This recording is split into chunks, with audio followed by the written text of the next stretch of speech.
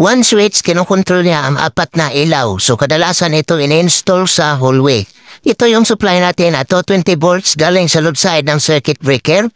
Black ito yung live, white naman neutral. Ang live natin na supply dito natin i-connect sa common ng switch. Itong dalawa, ito yung splice natin. Next, dito naman tayo sa return ng switch. Sa return ng switch, dito natin i-connect ang supply na live ng bulb 1, supply na live ng bulb 2, supply na live ng bulb 3, at supply na live ng bulb 4. So itong 5 wire na to, ito yung splice natin.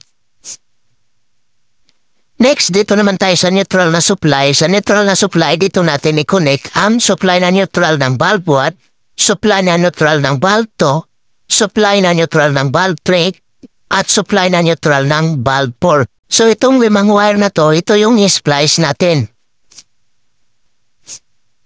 Next, lagyan na natin ang electrical tape ang ating connection.